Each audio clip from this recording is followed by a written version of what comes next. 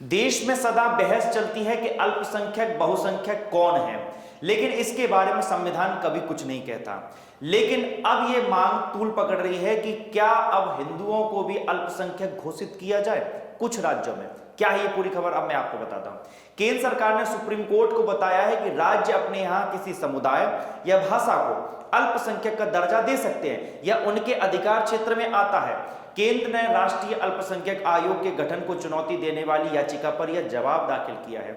इस याचिका में हर राज्य में आबादी के हिसाब से अल्पसंख्यकों के निर्धारण की मांग की गई है। बीजेपी नेता और वरिष्ठ वकील अश्विनी उपाध्याय ने 1992 के नेशनल माइनॉरिटी कमीशन एक्ट और 2004 के national minority commission education institution act को चुनौती दी है। उनका कहना है कि 9 राज्यों में हिंदू अल्पसंख्यक है। लद्दाख में हिंदू आबादी मात्र 1% है, मिजोरम में लगभग 2%, लक्षद्वीप में लगभग 2%, कश्मीर में 4%, नागालैंड में 8%, मेघालय में 11%, अरुणाचल प्रदेश में 29%। वहीं पंजाब की अगर बात करें तो वहां पर 38% और मणिपुर में 41% हिंदू आबादी है। लेकिन फिर भी सरकारी योजनाओं को लागू करते समय उन्हें अल्पसंख्यक होने का कोई भी लाभ नहीं मिलता है। याचिका में साल 2002 के टीएमए पई बनाम कर्नाटक मामले में सुप्रीम कोर्ट के फैसले का भी हवाला दिया गया है। तब सुप्रीम कोर्ट ने कहा था कि किसी भी इलाके में जो लोक संख्या कम है उन्हें संविधान के अनुच्छेद 30(1) के तहत अपने धर्म और संस्कृति के संरक्षण के लिए स्कूल कॉलेज खोलने का हक है। उपाध्याय का कहना है कि जिस तरह पूरे देश में अल्पसंख्यक चर्च संचालित स्कूल या मदरसा खोलते हैं, वैसी इजाजत हिंदुओं को भी 9 राज्यों में मिलनी चाहिए। इन स्कूलों को विशेष सरकारी संरक्षण मिलना चाहिए। इस मामले में सुप्रीम कोर्ट ने 28 अगस्त 2020 को नोटिस जारी किया था। इस साल 7 जनवरी को कोर्ट ने सरकार को जवाब दाखिल करने का अंतिम मौका दिया था। केंद्रीय अल्पसंख्यक कल्याण मंत्रालय की तरफ से जवाब दाखिल करने में की जा रही देरी से नाराज होकर जस्टिस संजय किशन कौल और एम सुंदरेश की बेंच ने इस साल 31 जनवरी को 7500 रुपए का सांकेतिक सरकार पर जुर्माना भी लगाया था। केंद्र ने याचिका के जवाब में कहा है कि राष्ट्रीय अल्पसंख्यक आयोग का गठन पूरी तरीके से संवैधानिक है।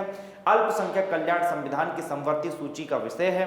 इस पर राज्य भी कानून बना सकते हैं। ऐसा नहीं है कि संसद से बना कानून किसी राज्य को अपनी सीमा में किसी समुदाय या भाषा को अल्पसंख्यक का दर्जा देने से रोकता है।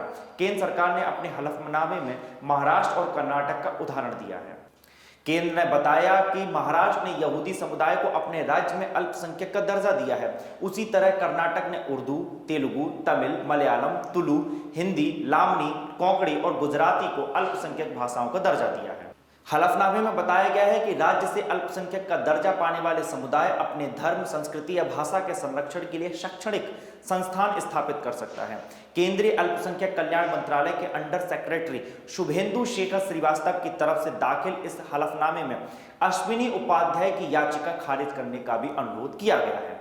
कहा गया है कि याचिकाकर्ता ने इससे पहले भी मिलती जुलती याचिकाएं दाखिल की थीं। उन्हें सुनने से कोर्ट ने मना कर दिया था। तो ये देखना होगा कि क्या अब ये मामला तूल पकड़ता है या नहीं, या आपको क्या लगता है कि जिन 9 राज्यों में हिंदू अल्पसंख्यक हैं, क्या उनको वहां पर अल्पसंख्यक होने के नाते वो सरकारी सुविधाएं और वो लाभ मिलना चाहिए जो पूरे देश भर में अल्पसंख्यक समुदाय को मिलता है? क्या है आपकी राय, कमेंट में जरूर बताएं। धन्यवाद। मेरा नाम है पीयूष परमार और आप देख रहे थे बिग हेडलाइंस।